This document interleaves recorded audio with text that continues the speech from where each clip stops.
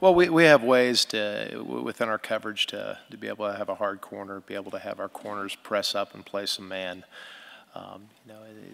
There are in some of our coverages where we're three deep, or in some kind of quarters coverage, we don't have as much corner or hard force to the sidelines, and so those are areas we're looking at. We need to put our guys in better positions to be able to defend the flats, and the skill out there on Saturday was such that we felt like from an underneath standpoint, or we'd be able to mix up our coverages, and they were able to expose us a little bit on the perimeter.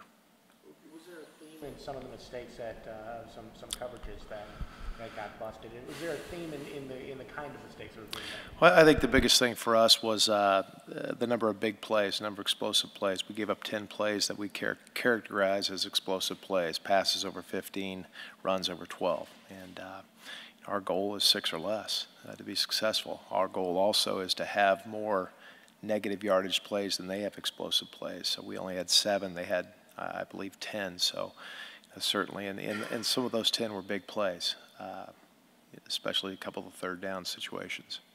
From a coordinator standpoint, how frustrating is it when you see them play solid against Missouri and you know that they're capable of doing it, but they just maybe didn't bring it to the field for a full 60? Well, I think when we're looking at whether defensively where we put too much in that week to be able to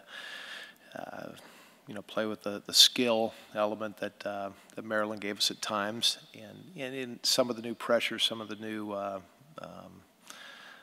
thoughts that we had defensively, a couple of times that exposed us. So we need to continue to work on those and get better on those, and continue to take a step forward. I thought we had a great week of practice. I thought our guys were, I didn't think there'd be a letdown after Missouri, and so we talked about that all week. But obviously, we didn't come out and play like we did a week before.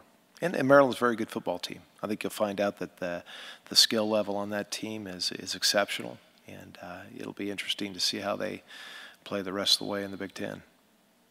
When you face a North Texas team that changed some quarterbacks, more of a dual threat type guy, what challenge, you faced some before, obviously, but what challenges does he present?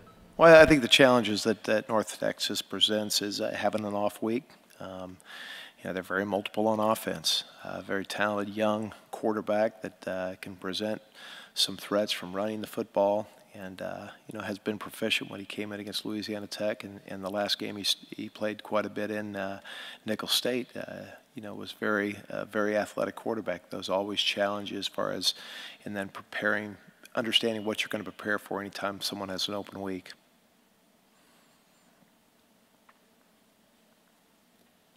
Have you seen just the response from the guys? I know you haven't had a lot of time with them since Saturday, but where do you see them mentally? Do they seem down? I mean, are you seeing a consistent response? Well, I think certainly they're disappointing to come home, have your Big Ten opener, and not to play like we wanted to. Certainly there was disappointment and a little bit disappointment when we first got together yesterday. But we practiced on Saturdays. We had a good meeting together with them, and so by the end of the meeting, I think our kids are really focused on getting back on track and being able to overcome not a very good performance at home. Important that you can already draw on a situation this year where they maybe didn't have a great performance against Bowling Green and bounced back well. Is that something that you guys can use? Well, I think certainly. I think certainly we can look at the progress we made from week 2 to week 3, and where are we going to go from this defeat with Maryland to a North Texas team that will challenge in a lot of different ways, and we'll see a lot of things maybe that we haven't seen this year from a standpoint of quarterback runs, some different scheme, some different scheme-wise as far as different personnel on the field. We'll see against North Texas that maybe we haven't seen. So it'll be challenging mentally for our kids.